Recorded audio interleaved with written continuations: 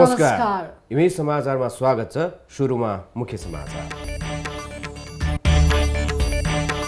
कोरोनाको सम्भावित संक्रमण रोक्न शैक्षिक संस्था बन्द गर्न सांसदहरूको माग। संक्रमण फैलिए मुलुकले थेग्न नसक्ने भन्दै प्रभावकारी तयारी गर्न सरकारको ध्यानाकर्षण। नेपालमा कोरोनाको महामारी नरहेको सरकारको भनाई। कुनै पनि बिरामी नलुकाइएको स्पष्ट।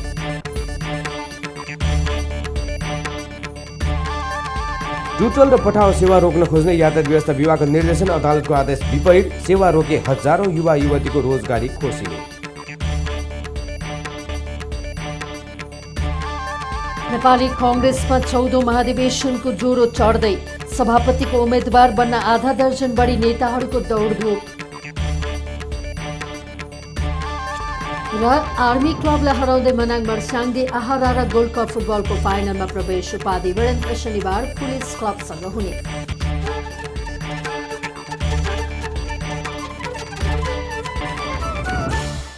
समाचार अब विस्तारमा।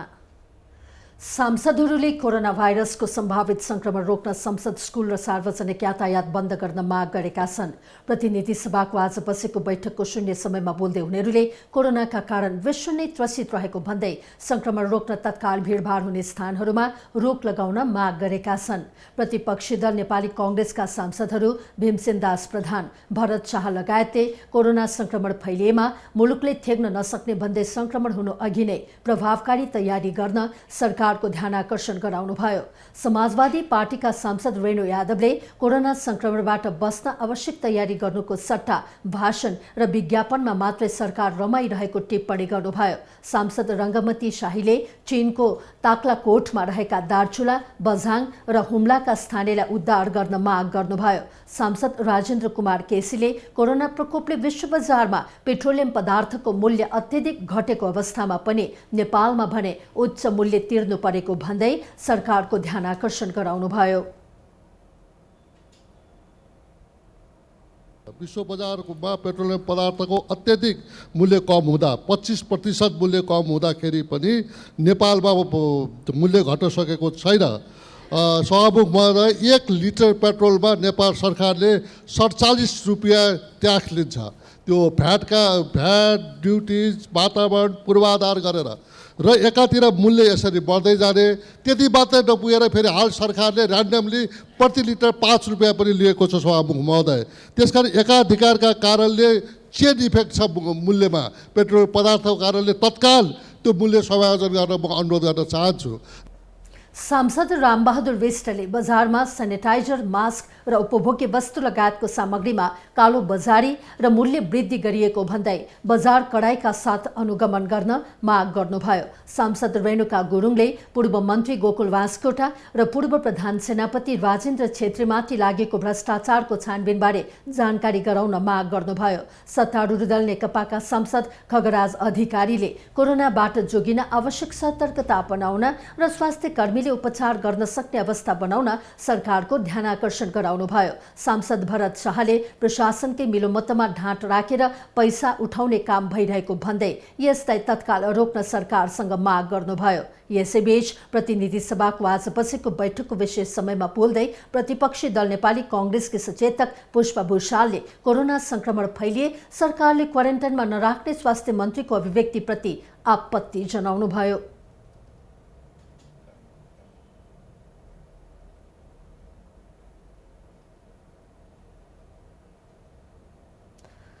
स्वास्थ्य मन्त्रालयमा आयोजना गरिएको एक कार्यक्रममा स्वास्थ्य मन्त्री भानुभक्त ढकालले कोरोना संक्रमित भए सेल्फ क्वारेन्टाइनमा बस्नुपर्ने अभिव्यक्ति दिनुभएको थियो। सांसद मेन विश्वकर्माले छुवाछुतको घटना बढिरहेको भन्दै दलित आयोग र महिला आयोग तत्काल गठन गर्न माग गर्नुभयो। बैठकले पूर्व मन्त्री, संविधान सभा सदस्य एवं कांग्रेसका नेता पूर्णकुमार शर्माको निधनप्रति शोक प्रस्ताव पारित गरेको छ। शर्माको 76 वर्षको उमेरमा फागुन 28 गते बुधबार ललितपुर स्थित निदान अस्पतालमा मृगौला रोगको उपचारकै क्रममा निधन भएको थियो। प्रतिनिधि सभाको आजको बैठकमा सांसदहरूले कोरोना भाइरसबारे सरकारको ध्यानाकर्षण गराएका छन्। सांसदहरूले कोरोना भाइरसबारे संसदमा उठाएका विषयहरू हेरौं आजको इन्टरभ्यू इन द न्यूजमा। Interview in the news. आज विश्व कोरोना वायरस से आतंकित है। सारा संसार में डरावना अवस्था आ चुका है और इस सदन में ही सार्वजनिक प्रस्ताव भी पास हुआ है। लेकिन मैं कहना चाहती हूँ कि सबसे पहले इस सदन के भीतर हम सुरक्षित हैं कि नहीं हैं। जहाँ से वायरस आता है बार बार विज्ञापन होती है कि दो मिनट 10 मिनट में हाथ को साबुन से धोया जाए, लेकिन मैं कहना चाहती हूँ कि ये सदन के भीतर ये गंदगी, इसको बार बार छूने के बाद कहाँ पर साबुन से हाथ धोया जाएगा सभामुख महोदय। ये सदन के भीतर सफाई का कोई मायने है या नहीं है। एक तो शैक्षिक अवस्था का जो भीड़ भाड़ है उसको बंद कर देना चाहिए था। जहाँ पर सारे जगत सुरक्षा के लिए इंडिया लगाए सारा देश अपने आप को सारा मैकेनिज्म तैयारी कर रही है, वहाँ हमारे सरकार और हमारा देश सिर्फ विज्ञापन और भाषण में निहित हो रहा है। सरकारले धेरै सूचना लुकाइरहेको छ। पोखरा विमानस्थल अन्तर्राष्ट्रिय विमानस्थल निर्माण भइरहेको छ, त्यसको प्रोजेक्टको जिम्मा चीन सरकारले लिएको छ सभामुख महोदय।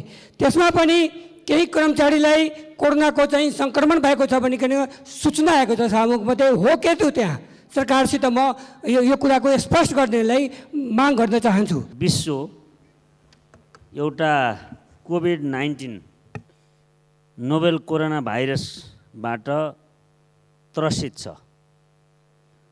हामी यही मौका पारेर जम्माखोरहरूले कृत्रिम अभाव खडा गर्दैछन्।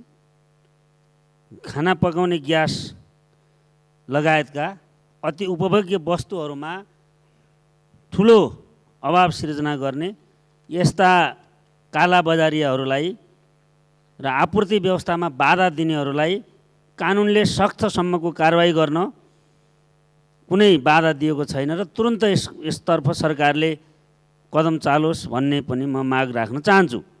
त्यति मात्र होइन, स्वास्थ्य कर्मीहरूलाई आवश्यक तालिम र सुरक्षित कपडा र अरू साधनहरूको प्रयोग र त्यसको अभाव देखिएको हुनाले त्यसको व्यवस्था गर्न नेपाल सरकारसँग विनम्रतापूर्वक आग्रह गर्न चाहन्छु। कोरोना भाइरस अर्थात् कोभिड-19 को भयावह विश्वव्यापी छ।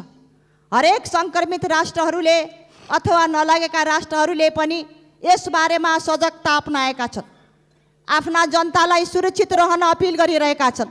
मलाई लाज लाग्छ भन्नै पर्छ। मैले सुने हाम्रा स्वास्थ्य मन्त्रीज्यूले नेपाली जनतालाई अपिल गर्नुको साटो अब विदेशबाट आएकाले क्वारेन्टाइनमा आफै बस्नु पर्यो, आइसोलेसनमा आफै बस्नु पर्यो, सरकारले राख्न सक्दैन भन्दै गर्दा आज नेपाली जनता त्रसित छन्।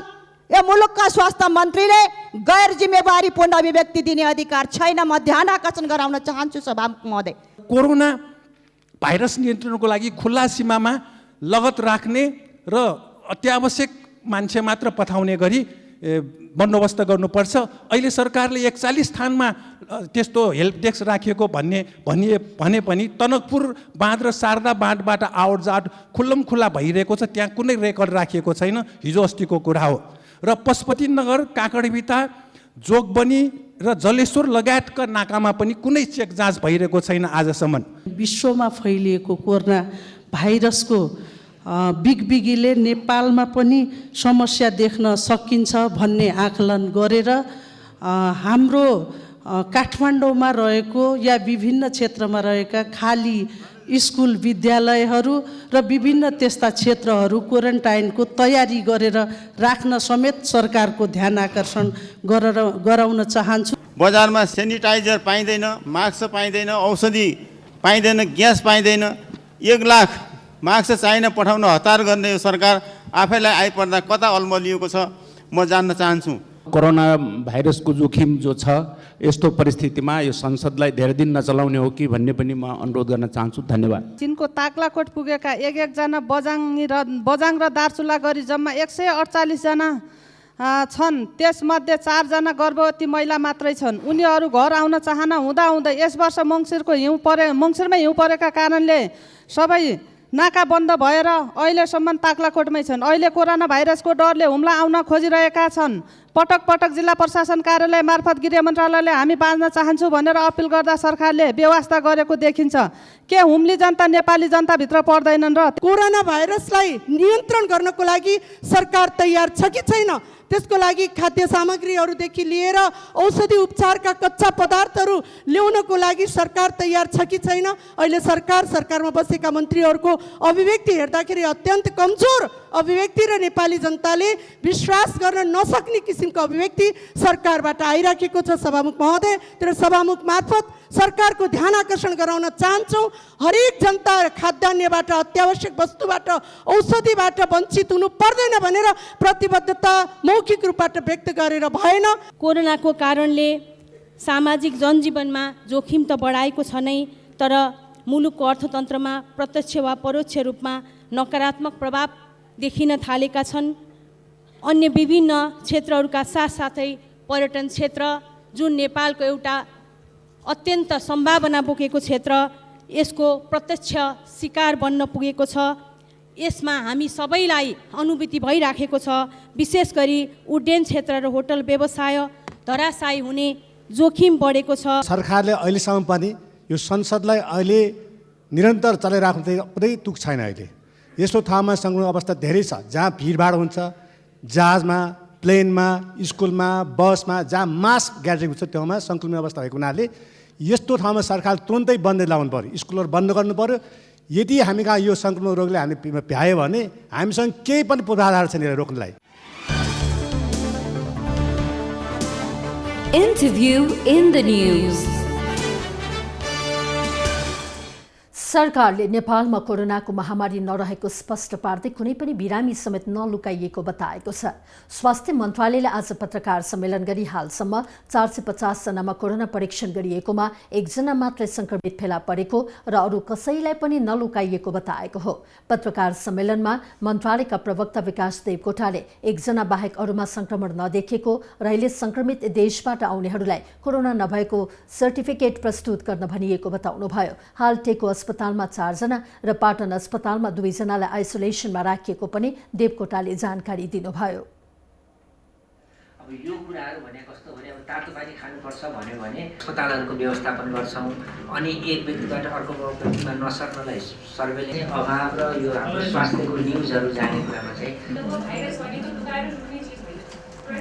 नेपालमा कोरोनाको संक्रमण नरहेको र महामारीको अवस्था समेत नरहेको पनि स्वास्थ्य मन्त्रालयले स्पष्ट पारेको छ। सरकारले पर्याप्त तयारी गरेको र उपत्यकामा 155 वटा आइसोलेसन कक्ष तयारी अवस्थामा राखिएको पनि मन्त्रालयबाट बताइएको छ। संयुक्त राष्ट्रसङ्घको शान्ति मिशन अन्तर्गत सुडान जान लागेका करिब 700 नेपाली सेनाको टोली अन्तिम अवस्थामा रोकिएको छ। शान्ति मिशनको लागि गत फागुन 25 गते नै त्यसतर्फ उड्नुपर्ने नेपाली सेनाको टोली अन्तिम अवस्थामा रोकिएको नेपाली सेनाले जनाएको छ। UN हेडक्वार्टरले कोरोना भाइरसको महामारीलाई मध्यनजर गर्दै अन्तिम अवस्थामा रोकिएको हो। संयुक्त राष्ट्रसङ्घको आह्वानमा विश्व शान्ति स्थापना कार्यको लागि फौज पठाउने विश्वका 122 देशमध्ये नेपाल चौथो देशमा पर्छ। हाल संयुक्त राष्ट्रसङ्घको आह्वानमा शान्ति स्थापना कार्यको लागि नेपाली सेना विभिन्न 12 वटा द्वन्द्वग्रस्त मुलुकहरूमा तैनात छन्, जसमध्ये नेपाली सेनाका 5096 जना शान्ति सैनिक र नेपाल प्रहरी तथा सशस्त्र प्रहरी बलका 562 जना फौज विभिन्न द्वन्द्वग्रस्त मुलुकहरूमा तैनात छन्। मिशनमा नेपालसहित चीन, भारत, कम्बोडिया, दक्षिण कोरिया लगायतका 5 देशका सेनालाई नपठाउन आग्रह गरिएको हो।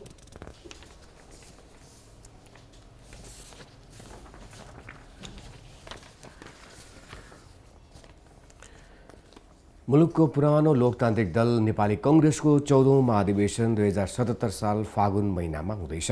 महाधिवेशनबाट पार्टी सभापतिमा निर्वाचित हुन 8 जना नेताहरू आन्तरिक तयारीमा जुटेका छन्।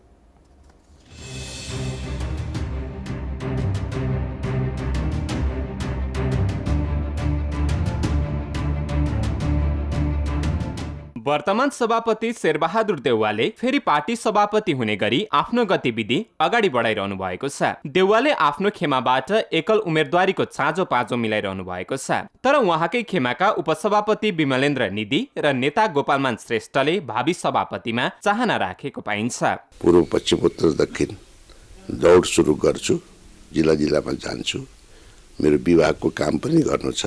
रामचन्द्रजी र शेरबहादुरजी धेरै हानथाप गर्नुभयो भने सहमतिको पनि म हुन सक्छु नि। त्यति बेला दुवैजनालाई गोपाल मान्जीलाई दिउँ पालो भनेर सहमति गर्यो भने पनि त्यसलाई झन् सर्वस्वीकार्य नै हुन्छ। उसो त देउवाकै कारण गत आम निर्वाचनमा पार्टीको लज्जाजनक पराजय भएको, सरकार विरुद्ध प्रतिपक्षी भूमिका खेल्न नसकेको र पार्टीलाई एकताबद्ध बनाउनुको साटो गुटबलियो बनाउन लागेको आरोप लगाउँदै आएको अर्को खेमा देउवालाई अबको नेतृत्वमा आउनै नदिने कसरतमा लागेको छ। 13औं महाधिवेशनमा देउवासँग प्रतिस्पर्धा गर्नुभएका वरिष्ठ नेता रामचन्द्र पौडेलले आफ्नो खेमाको तर्फबाट सभापतिमा पुग्ने कसरत गरिरहनु भएको छ। तर उहाँकै खेमाबाट महामन्त्री डाक्टर शशाङ्क कोइराला, केन्द्रीय सदस्य शेखर कोइराला र प्रकाशमान सिंह सभापति बन्ने कसरतमा जुटिरहनु भएको छ। उसो त 13औं महाधिवेशनमा सभापतिको उम्मेद्वार बनेर पराजित हुनुभएका नेता कृष्ण प्रसाद सिटौला पार्टी सभापतिमा फेरि उम्मेदवारी दिने बताइरहनु भएको छ। कांग्रेसको भावी सभापति बन्न नेताहरूको आन्तरिक कसरत चलिरहेको सन्दर्भमा कांग्रेसलाई निकटबाट चिनेका राजनीतिक विश्लेषक किशोर नेपाल अबको नेतृत्व 60 वर्ष मुनिका नेताबाट ल्याउनु उचित हुने ठान्नुहुन्छ। शशाङ्क विमलेन्द्रहरू यो 60 वर्षको चाहिँ नि किनारामा आइपुगेका मान्छेहरू छन्। अब यिनीहरूको जेनेरेसन आउनुपर्छ सभापतिमा अथवा महामन्त्रीमा भन्ने एक प्रकारको धारणा छ मान्छेहरूको है। त्यो भयो भने राम्रो। अहिलेसम्म चाहिँ 70कै वरपर यो घुमिरहेको छ। त्यसो हुनाले चाहिँ नि अब उमेरको हिसाबले नहेरेर योग्यताको क्षमताको हिसाबले हेर्दाखेरि त चाहिँ नि अब शेखर कोइरालाजी पनि हुनुहुन्छ होइन। नेपालले देउवा खेमाबाट उपसभापति निधि र पौडेल खेमाबाट डाक्टर शशाङ्क कोइरालाको सम्भावना औलाउनु भएको छ। अर्का राजनीतिक विश्लेषक प्राध्यापक लोकराज बराल अलिक फरक सम्भावना देख्नुहुन्छ। उहाँहरू चाहिँ अध्यक्षको रूपमा त्यो उहाँहरूको टेस्ट भएको छैन, जाँच भएको छैन। शेरबहादुरजीको चाहिँ अब यतिका वर्ष काम गरेकोले टेस्ट भइसकेको छ। भोलि उहाँहरूले पनि यही शेरबहादुरकै गतितिर लाग्नुभयो भने, बाटोतिर लाग्नुभयो भने भन्न सकिँदैन। आखिर मान्छे यिनै हुन्, मनोवृत्ति यही हो। सबैलाई पद, सबैलाई अघि भने जस्तो स्वास्थ्यकै कुरा छ यहाँ पनि। देशको लोकतान्त्रिक पार्टी कांग्रेसको नेतृत्वमा आउन अनेक चलखेल र जालजेल हुने गरेका छन्। कांग्रेसलाई सशक्त दलको रूपमा उभ्याउने हो भने परम्परागत नेतृत्वबाट सम्भव छैन भन्ने विश्लेषकहरूको मतसँग असहमत हुन सकिन्न। नेतृत्वमा को पुग्ने भन्दा पनि कांग्रेसलाई जनताको भरोसायोग्य पार्टीको रूपमा उभ्याउनु आजको आवश्यकता हो। इमेज समाचारका लागि क्यामेरा पर्सन लक्ष्मण डङ्गोल र विशाल लामाका साथमा रोमन आचार्य, काठमाडौँ। विगत 3 वर्षदेखि नेपालमा टुटल र पठाओले सार्वजनिक यातायातको विकल्पका रूपमा काम गर्दै आएका छन्। यिनीहरूले इन्टरनेट एप मार्फत मोटरसाइकल र ट्याक्सी बुक गरेर सेवा उपलब्ध गराउँदै आएका छन्। तर यस्तो सेवाको कानुनी वैधताको प्रश्न उठेपछि यातायात व्यवस्था विभाग र सेवा सञ्चालक बीच बहस चर्किएको छ।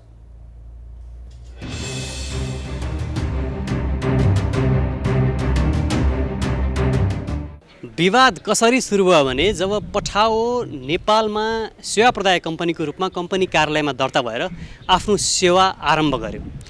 तर नेपालको यातायात व्यवस्था ऐन 2049ले के भनेको छ भन्दा कि एउटा प्रयोजनका लागि दर्ता भएको सवारी साधन अर्को प्रयोजनका लागि उपयोग गरिए त्यस्तो अवस्थामा ती सवारी साधनलाई कारबाही गरिने व्यवस्था उल्लेख गर्यो। प्रधानमन्त्री केपी शर्मा ओलीले नवप्रवर्तकलाई निरुत्साहित गर्ने गरी टुटल र पठाओ जस्ता सेवामा रोक नलगाउनु भनिरहँदा यातायात व्यवस्था विभागले भने कानुनको अभाव देखाउँदै निजी सवारी साधनलाई भाडामा प्रयोग गर्न नपाइने भन्दै बारम्बार कारबाही गर्न ट्राफिक प्रहरीलाई पत्र लेख्दै आएको छ। यस्ता सेवा प्रदायक कम्पनीले नेपालमा सवारी साधन नियमन तथा सञ्चालनका लागि बनेको यातायात व्यवस्था ऐनको प्रतिकूल हुने गरी व्यवसाय सञ्चालन गरेको विभागको भनाइ छ। जुन कम्पनीहरूले त्यो सुविधाहरू प्रदान गरिरहेका छन्, जुन प्रदायक कम्पनी छन्, उहाँहरूको एउटा त्रुटि भन्छु म। के त्रुटि भयो भन्दाखेरि उहाँहरू त ठुलो व्यवसाय गरेर लार्ज स्केलमा भनौँ न ठुलो सङ्ख्यालाई चाहिँ प्रभावित तुल्याउने खालको व्यवसाय हो नि यो भनेको त।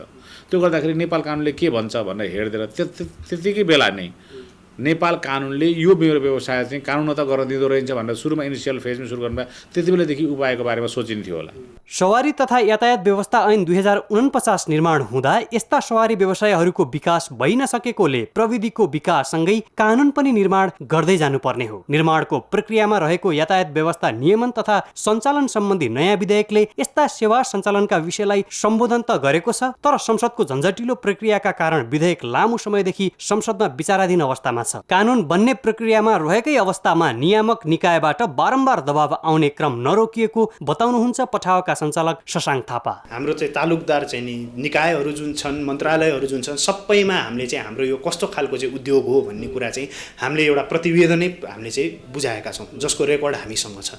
हामीले प्रधानमन्त्री कार्यालय, भौतिक पूर्वाधार तथा यातायात व्यवस्थापन मन्त्रालय, विभाग लगायतका प्रविधि चाहिँ तपाईँको विभाग यो चाहिँ तपाईँको सबैमा गएर चाहिँ हामीले गरेका छौँ। संविधानले यातायात व्यवस्थापन र नियमनको अधिकार प्रदेशलाई दिएको छ। बागमती प्रदेशले यातायात व्यवस्था ऐन बनाएर निजी सवारी साधनलाई पनि प्रक्रिया पूरा गरी यात्रु ओसार पसार गर्ने अधिकार दिएको छ। उक्त ऐन अनुसारको नियमावली बनाएर पठाउ र टुटल जस्ता सेवा प्रदायकलाई दर्ता गरी नियमन गरिने बागमती प्रदेश सवारी तथा यातायात मन्त्रालयले जनाएको छ। त्यसो त उच्च अदालत पाटनले टुटल र पठाउ जस्ता सेवा प्रदायकलाई तत्काल कानुन बनाई नियमन गर्न आदेश दिएको थियो। सर्वसाधारणलाई आवत जावतमा ठूलो राहत दिएका नवप्रवर्धक सेवालाई निरुत्साहित गर्नुको सट्टा तत्काल कानुन बनाएर प्रोत्साहित गर्नु आवश्यक छ। इमेज समाचारका लागि क्यामेरा पर्सन विशाल लामाका साथ एघेराज पाण्डे, काठमाडौँ। पार्टी एकीकरणपछि राष्ट्रिय प्रजातन्त्र पार्टीका 3 अध्यक्षहरूले आज पदभार ग्रहण गर्नुभएको छ। चाबैल स्थित पार्टी कार्यालयमा आज उहाँहरूले संयुक्त रूपमा पदभार ग्रहण गर्नुभएको हो। पार्टीले स्थानीय तहसम्म भ्रातृ संगठनको समायोजनको काम सकेर मुलुकको प्रमुख समस्याको रूपमा रहेको भ्रष्टाचार, धर्म परिवर्तन विरुद्ध देशव्यापी आन्दोलन गर्ने निर्णय गरेको छ। इमेज समाचारसँग कुरा गर्दै राप्रपा अध्यक्ष पशुपति शमशेर राणाले वर्तमान सरकारले भारी बहुमतको कदर नगरेको बताउनुभयो। राष्ट्रमा सुशासनको नारा चर्को रूपमा उठे पनि व्यवहारमा त्यो नदेखिएको भन्दै राणाले यस्तो बेला प्रमुख प्रतिपक्षी कांग्रेसले खबरदारीको भूमिका खेल्न नसकेको आरोप लगाउनुभयो।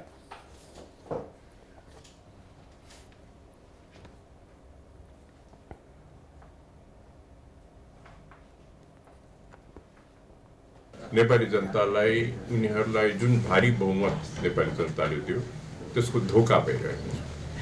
अहिले ठुलो भ्रष्टाचार भइरहेको छ। विभिन्न अरू क्षेत्रमा हामीले हेऱ्यौँ भने सबै दिगदारका कामहरू र परिणामहरू भइरहेका छन्। अब त्यो जुन कुकर्म र कुशासन सरकारले गरिरहेको छ त्यसमा जुन ढङ्गको खबरदारी प्रतिपक्षले, प्रमुख प्रतिपक्षले गर्नु पर्यो भने त्यो पनि प्रमुख प्रतिपक्षले निर्वाह नगरेको अवस्था छ। यस्तै पार्टीका अर्का अध्यक्ष कमल थापाले पार्टी एकीकरणको सन्देशलाई स्थानीय तहसम्म पुर्याउनु पार्टीको प्रमुख दायित्व रहेको बताउनुभयो। उहाँले अब हिन्दू राष्ट्रको पुनर्स्थापनाका लागि पार्टीले आफ्नो सम्पूर्ण शक्ति प्रयोग गर्दै जाने बताउनुभयो। तहसम्मको समायोजनको प्रक्रिया सकिएपछि हामीले देशव्यापी रूपमा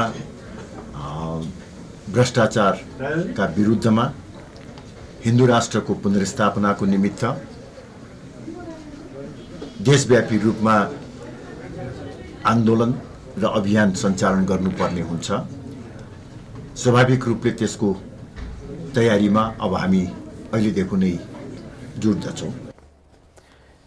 यसैगरी अर्का अध्यक्ष डाक्टर प्रकाश चन्द्र लोहनीले भ्रातृ संगठनहरूलाई विस्तार गर्दै आउँदा दिनमा देशको सशक्त राष्ट्रवादी शक्तिका रूपमा पार्टीलाई अगाडि लैजाने उल्लेख गर्नुभयो। संयोग नै मान्नुपर्छ, प्रधानमन्त्री केपी शर्मा ओलीको दोस्रो पटक सफल मृगौला प्रत्यारोपण भएकै समयमा विश्व मृगौला रोग दिवस परेको छ। सन् 2006 देखि यो दिवस मनाउन थालिएको हो। यो रिपोर्ट।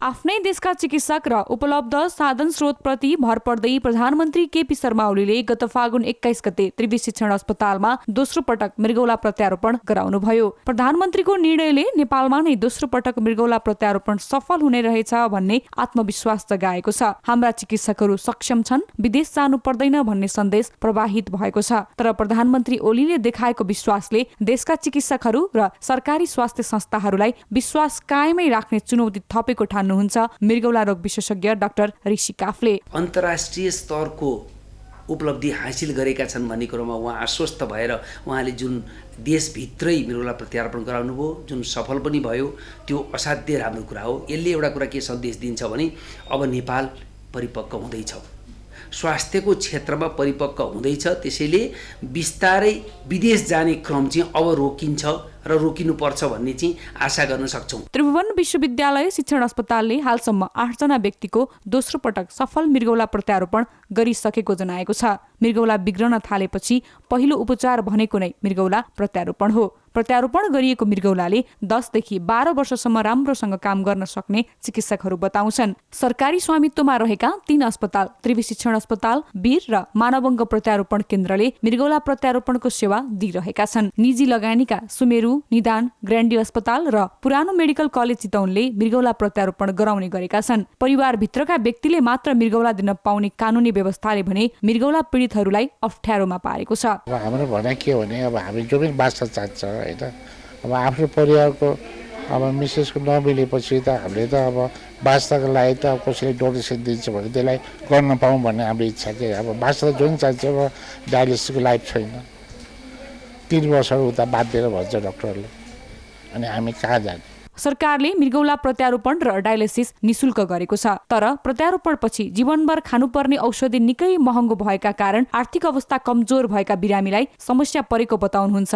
डाक्टर काफले। सबै सर्वसाधारण जनताले निशुल्क जुन मृगौला प्रत्यारोपण गर्न पाछन् नि, टिबीको औषधि निशुल्क पाइने, एड्सको औषधि निशुल्क पाइने, अनि प्रत्यारोपण गरेको औषधि चाहिँ मान्छेले आफूले किन्नुपर्ने, त्यो पनि निशुल्क होस् न, त्यो एउटा निशुल्क गराइदिनु पर्यो र हाम्रो स्तर वृद्धि गर्नु पर्यो। हाम्रो जस्तो 8वटा अस्पतालले मात्रै मृगौला प्रत्यारोपण गरेका छन् भने 7 प्रदेशमा मृगौला प्रत्यारोपण गर्ने व्यवस्थाको चाहिँ हामीले अगाडि बढ्नुपर्छ। मृगौला बिग्रदै गएको लक्षण तत्काल देखिँदैन। अधिकांश बिरामी मृगौलामा पुरै समस्या आएपछि मात्र अस्पताल पुग्ने गरेका छन्। चिकित्सक काफ्लेले लक्षण कुरेर बस्नुको साटो हरेक वर्ष एक पटक रगत र पिसाबमा क्रियाटिन र प्रोटिनको मात्रा परीक्षण गरेर मृगौला रोगबाट जोगिन सुझाव दिनुभयो। प्रशस्त पानी पिउने, नियमित व्यायाम गर्ने, सन्तुलित भोजन गर्ने, सुर्तीजन्य पदार्थको सेवन नगर्ने र जथाभावी रूपमा औषधिको सेवन नगर्ने हो भने मृगौला रोगबाट बच्न सकिने चिकित्सकहरूको सुझाव मननयोग्य देखिन्छ। इमेज समाचारका लागि क्यामेरा पर्सन विनोद बजगाईका साथमा प्रज्ञा तिमल सिन्हा, काठमाडौँ। सुशासनको लागि भ्रष्टाचारको विरोध गरौं भन्ने अवधारणा अघि सार्दै एउटा अभियान सुरु गरिएको छ। राजधानीमा आज आयोजित कार्यक्रमबीच नेपाल प्रहरीका पूर्व डीआईजी रमेश खरेलको नेतृत्वमा हाम्रो नेपाल सुशासन अभियान नामको अभियानको सुरुवात गरिएको हो। खरेलले देशमा व्याप्त भ्रष्टाचार र कुरीति विरुद्ध अभियान चलाउने उद्देश्यसहित अभियान सुरु गरिएको बताउनुभयो।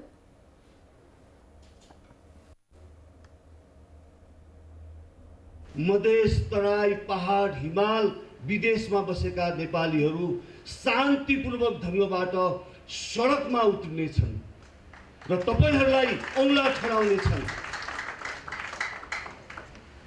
र सम्पूर्ण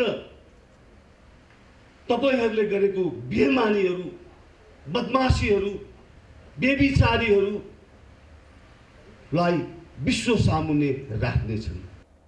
अभियानको केन्द्रीय तदर्थ कार्यकारी परिषदमा नेपाल सरकारका पूर्व वरिष्ठ प्रशासक तथा कानुनविदहरू समेत सहभागी छन्। यो अभियान राजनीतिक नभई पूर्ण रूपमा सामाजिक अभियान हुने बताइएको छ। नेपाल प्रहरीमा 29 वर्ष सेवा गर्नुभएका पूर्व डीआईजी खरेलले 2 वर्षअघि राजीनामा दिनुभएको थियो।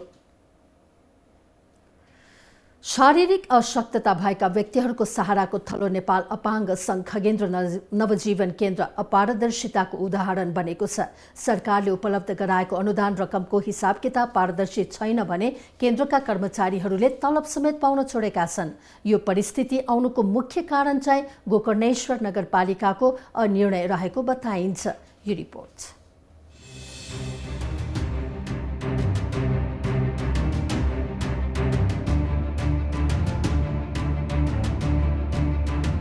पूर्ण अपाङ्गता भएका व्यक्तिलाई सेवा प्रदान गर्दै आएको काठमाडौँको जोरपाटी स्थित खगेन्द्र नवजीवन केन्द्रमा 75 जना अपाङ्गता भएका व्यक्तिहरू आश्रित छन्। यिनको स्याहार सुसारका लागि 10 जना कर्मचारी छन्। तिनले विगत 8 महिनादेखि तलब भत्ता पाउन सकेका छैनन्। नेपाल सरकारको मन्त्रालयले विनियोजन गरेको 70 लाख रुपैयाँ अनुदान बजेट निकासा नहुँदा यो स्थिति आएको केन्द्रकी आजीवन सदस्य गायत्री दाहालले बताउनुभयो। तलब पाएको छैन, 7 महिना भइसक्यो।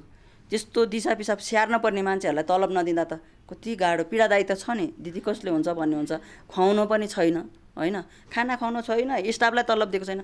खोइ त अनि हाम्रो मेयर साहबले यसलाई एकदमै नजिकसँग हेर्नु भएको। जहिले त्यहाँ जान्छु अब हुन नि हामी त स्पाइनल दिसा पिसाब थाहा हुँदैन, जहिले डाइफरमा बोकेर हिँड्नुपर्छ नि त। महिला बालबालिका तथा ज्येष्ठ नागरिक मन्त्रालयले केन्द्रको नाममा आर्थिक वर्ष 2074-75 मा 59,13,000 अनुदान बजेट उपलब्ध गराएको थियो। आर्थिक वर्ष 2075-76 मा पनि 50 लाख अनुदान बजेट उपलब्ध गराएको थियो। सो रकम कहाँ कसरी खर्च भयो भनेर कहीँ कतै पारदर्शी हिसाब किताब पाइँदैन।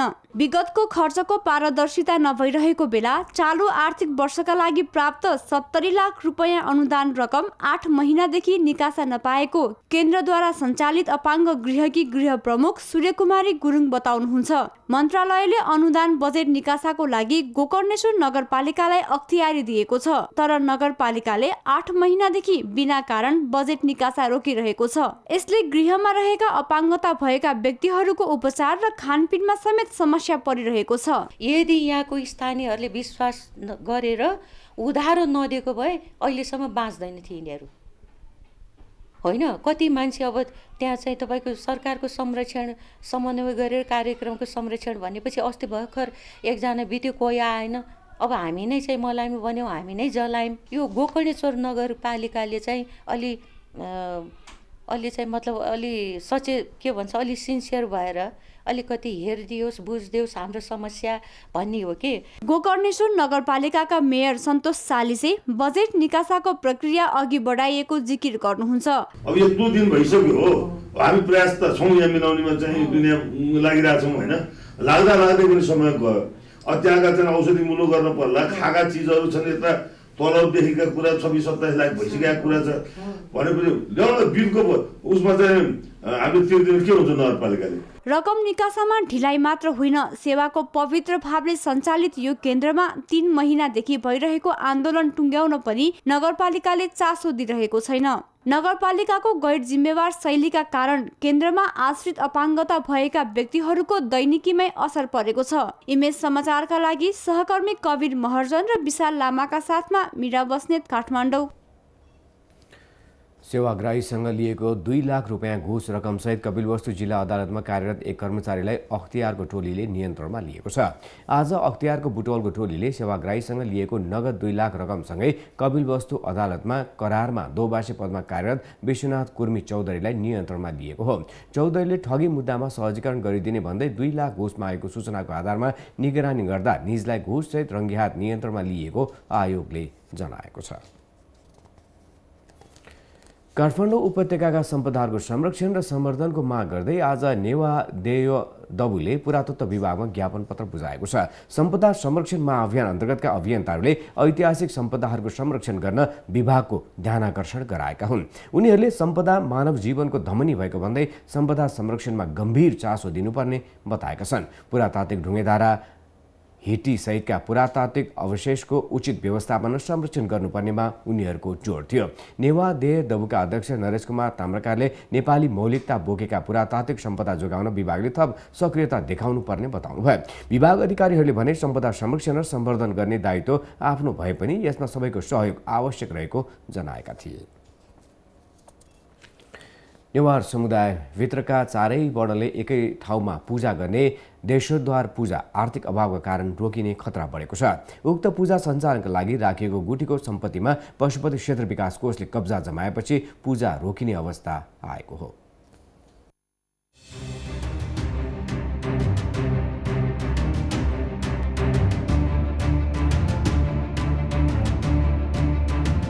प्रत्येक वर्ष पिङ्गला अझीमा वज्रेश्वरी पूजा गर्न चारै वर्णको निजी फेतागुथी परापूर्वकालदेखि चल्दै आएको हो। यही गुथीमा रहेको रैकर जग्गाबाट प्राप्त हुने स्रोतबाट देशोद्धार पूजा सञ्चालन हुँदै आएको छ।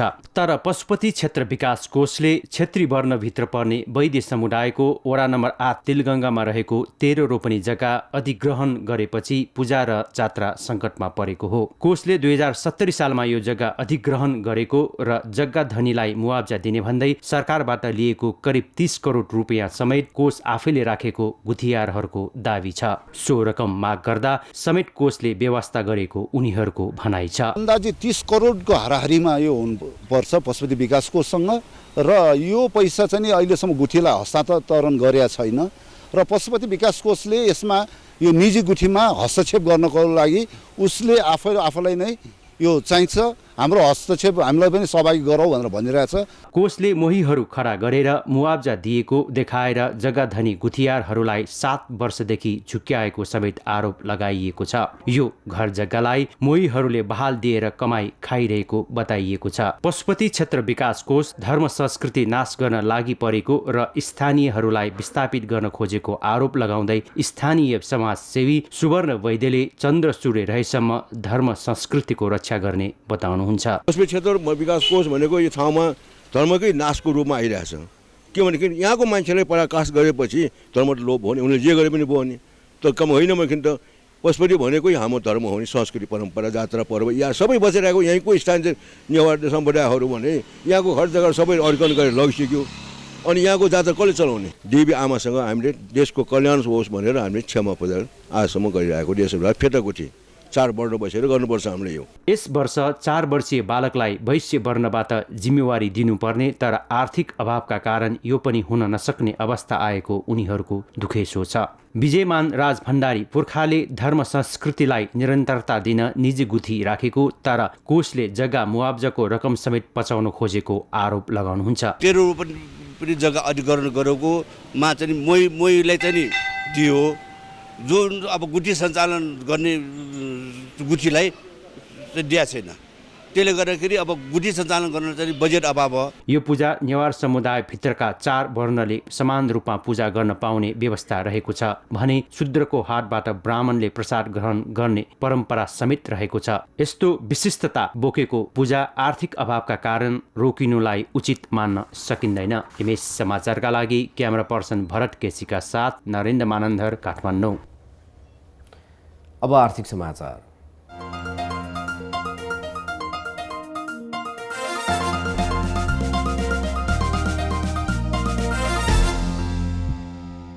पछिल्ला केही वर्ष यता वैदेशिक रोजगारीमा जानेको संख्या घटेको जनाइएको छ। श्रम, रोजगार तथा सामाजिक सुरक्षा मन्त्रालयले बिहिबार नेपाल आप्रवासन प्रतिवेदन 2020 सार्वजनिक गर्दै सन् 2014 देखि वैदेशिक रोजगारीमा जाने नेपालीको संख्यामा कमी आएको जनाएको हो। प्रतिवेदनमा पेट्रोलियम पदार्थको मूल्यमा आएको कमीका कारण खाडी मुलुकले कामदार कटौती गरेको र नेपालीको संख्या पनि घटेको जनाइएको छ। अधिकांश नेपाली युवा विदेशमा घरेलु कामदार, सेवा क्षेत्र तथा सुरक्षाको क्षेत्रमा रहेको प्रतिवेदनमा जनाइएको छ। पछिल्ला वर्षहरूमा नयाँ श्रम गन्तव्य थपिएका कारण पनि खाडी मुलुकमा जाने नेपालीको संख्यामा कमी आएको प्रतिवेदनमा उल्लेख छ। यस्तै कतार जाने कामदारमा सबैभन्दा बढी 31.6% पुनः श्रम स्वीकृति लिएका छन्। कुल महिला श्रमिकको 50% बढी पुनः श्रम स्वीकृति संयुक्त अरब इमिरेट्सका लागि लिएको प्रतिवेदनमा उल्लेख छ। कुल गारस्थ उत्पादनमा रेमिट्यान्सको हिस्सा बढी भएको मुलुकमध्ये नेपाल 5औं स्थानमा रहेको पनि प्रतिवेदनले जनाएको छ। प्रतिवेदन सार्वजनिक गर्दै श्रम, रोजगार तथा सामाजिक सुरक्षा मन्त्री रामेश्वर राय यादवले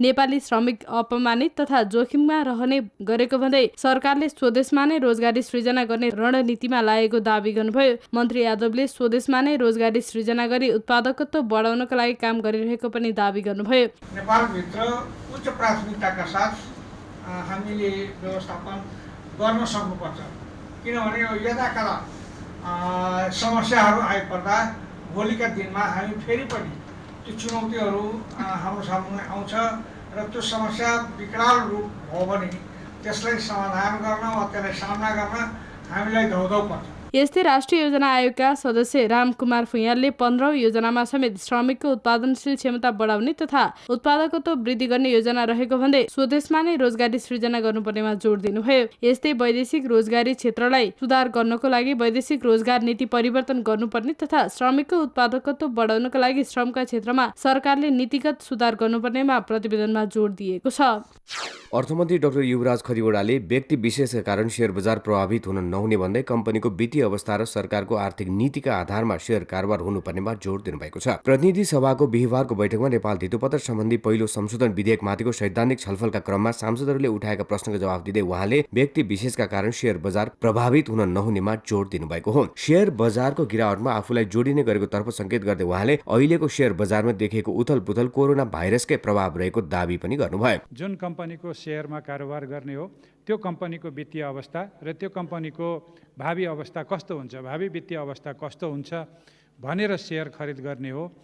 सरकारले कस्तो नीति बनाउँछ, कस्तो नियम बनाउँछ र तिनीहरूको कार्यान्वयन कस्तो हुन्छ भनेर शेयरको कारोबार गर्ने हो। त्यसमा व्यक्ति विशेष जो आए पनि गए पनि शेयर बजार प्रभावित हुनु पर्दैन। विधि र नीति र चाहिँ व्यावसायिक सम्भावनाको आधारबाट शेयरको मूल्य र कारोबार बढ्ने घट्ने स्थिति रहन्छ।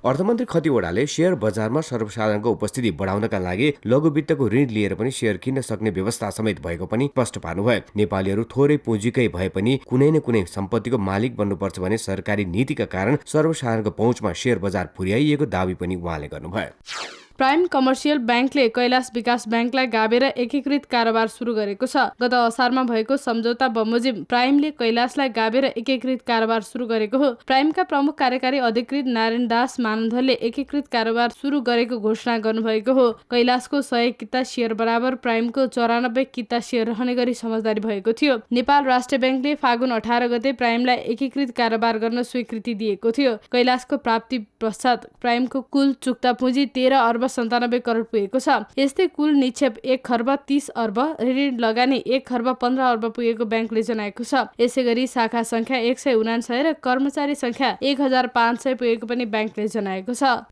बिहीबार पनि सुनचाँदीको मूल्यमा सामान्य कमी आयो। अन्तर्राष्ट्रिय बजार पछ्याउँदै यस दिन स्थानीय बजारमा छापावाल सुनको मूल्य तोलामा 800 ले घटेर 81500 मा कारोबार भएको नेपाल सुनचाँदी व्यवसायी महासंघले जनाएको छ। अघिल्लो दिन पनि 500 ले कमी आएर 82300 मा कारोबार भएको थियो। यस दिन चाँदीको भाव पनि 20 रुपियाँले घटेर 860 मा कारोबार भएको महासंघले जनाएको छ। अन्तर्राष्ट्रिय बजारमा बिहीबार साँझसम्म सुन प्रति औंस $1640 हाराहारीमा कारोबार भइरहेको थियो।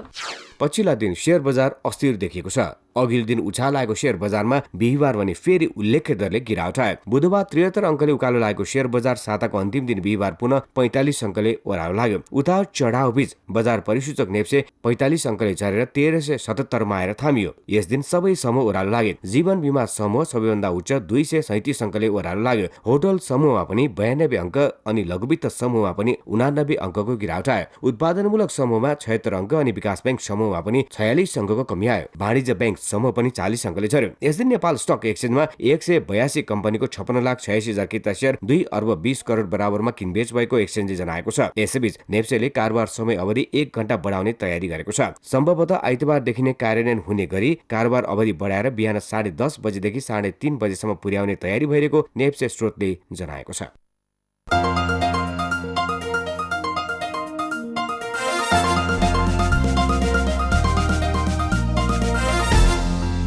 अब जनताको विचार। जनताको विचारमा हामीले मेट च्यानलको सामाजिक सञ्जाल फेसबुक र ट्विटर मार्फत सोधेका थियौं। प्रधानमन्त्री ओलीले कार्यभारको जिम्मेवारी कसैलाई नदिँदा सरकारको काममा परेको प्रभावलाई के भन्नुहुन्छ? हेरौं सामाजिक सञ्जाल मार्फत आएका प्रतिक्रिया जनताको विचारमा।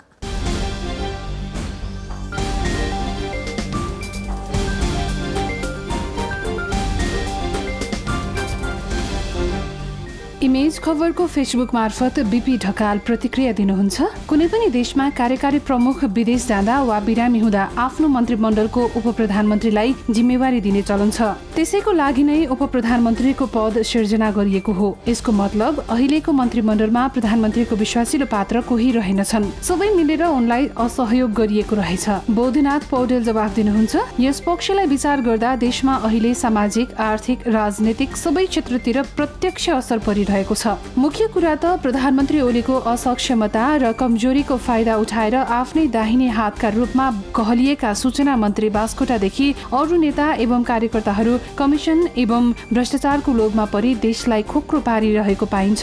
प्रधानमन्त्री स्वयं भाइफुटे गवार लुटे भने झैं एक्लिँदै गइरहनु भएको महसुस भएको छ। सबै क्षेत्रतिरको अवस्था डामाडोल भएको देखिन्छ। गणेशजङ छेत्री बुढाथोकी प्रतिक्रिया दिनुहुन्छ। शक्ति, सम्पत्ति र समय भएपछि जे गर्दा नि हुने हाम्रो देश देशमा यो कुनै नौलो विषय होइन। युवराज थापा जवाफ दिनुहुन्छ, बहुमतको दम्भ देश भोलि कता जाला भन्ने चिन्ता भन्दा आफ्नो कुर्सी कता घुम्ने हो भन्ने चिन्ता भएका नेता। इमेज खबरको ट्विटर मार्फत हरि अधिकारी प्रतिक्रिया दिनुहुन्छ, सत्तामा पुगेपछि राज्य भनेकै मै हुँ भन्ने अहम पहिलेका शासकहरू जस्तै प्रधानमन्त्री ओलीलाई पनि परेको देखिन्छ। आफू बाहेक अरूलाई विश्वास गरेको देखिँदैन। अझै 5-6 महिना रेस्ट गर्नुपर्ने मान्छेले ओछ्यानबाट शासन सत्ता चलाउनु कुनै हालतमा राम्रो होइन, यसले देशलाई राम्रो गर्दैन भन्ने लाग्छ। सुशीला सिलवालको जवाफ भने यस्तो छ, खै के भन्नु, आफू बिरामी भएपछि शरीरलाई आरामको जरुरी पर्छ। सर्लक्क पद छोडेर घरमा बसे पनि हुने झै लाग्छ। राजा नभएर राज्य र काजी नभएर कार्य कहीँ पनि अड्किँदैन। ज्यान छ र पो सबै छ। अस्पतालमा छँदा अर्कोलाई कार्यभार सुम्पेको भए पनि हुने हो। सत्ता मोह त्याग्नुहोस् प्रधानमन्त्रीज्यू। अब खेल समाचार। त्रिभुवन आर्मी क्लबलाई हराउँदै मनाङ मोर्स्याङ्दी क्लब पोखरामा जारी आहारा गोल्ड कप फुटबल प्रतियोगिताको फाइनलमा प्रवेश गरेको छ। पोखरा रङ्गशालामा आज भएको सेमी फाइनल खेलमा मनाङ 3-2 ले विजयी भयो। खेलमा मनाङका लागि अञ्जन विष्ट, विमल राणा र फ्लोरेन्टले 1-1 गोल गरे। पराजित टोली आर्मीका भरत खवास र दीप लामाले 1-1 गोल गरे। क्वार्टर फाइनलमा शङ्करा क्लबलाई 3-0 ले हराउँदै आर्मी क्लब तथा झापा 11लाई 1-0 ले स्तब्ध पार्दै मनाङ फाइनलमा पुगेको थियो। मनाङले अब शनिबार हुने फाइनल खेलमा नेपाल पुलिस क्लबसँग उपाधिका लागि खेल्नेछ। हिजो भएको पहिलो सेमी फाइनल खेलमा 3 स्टार क्लबलाई स्तब्ध पार्दै पुलिस क्लब फाइनलमा पुगेको हो। अब अन्तमा मुख्य समाचार फेरि एकपटक। कोरोनाको सम्भावित संक्रमण रोक्न शैक्षिक संस्था बन्द गर्न सांसदहरूको माग। संक्रमण फैलिए मुलुकले थेग्न नसक्ने भन्दै प्रभावकारी तयारी गर्न सरकारको ध्यानाकर्षण। नेपालमा कोरोनाको महामारी नरहेको सरकारको भनाई, कुनै पनि बिरामी नलुकाइएको स्पष्ट।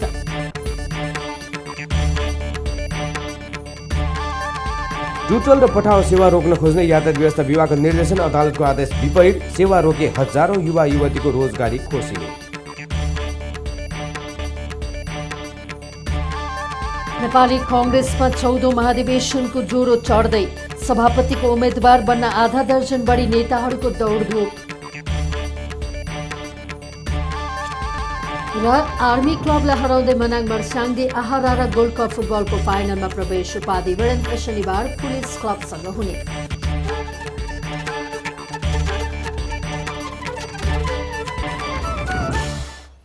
इमेज समाचार अहिलेलाई सकियो। इमेज समाचार तपाईँले हाम्रो वेबसाइट imagekhabar.com मा पनि हेर्न, पढ्न, सुन्न सक्नुहुनेछ। इमेज च्यानल हेर्दै गर्नुहोला। नमस्कार।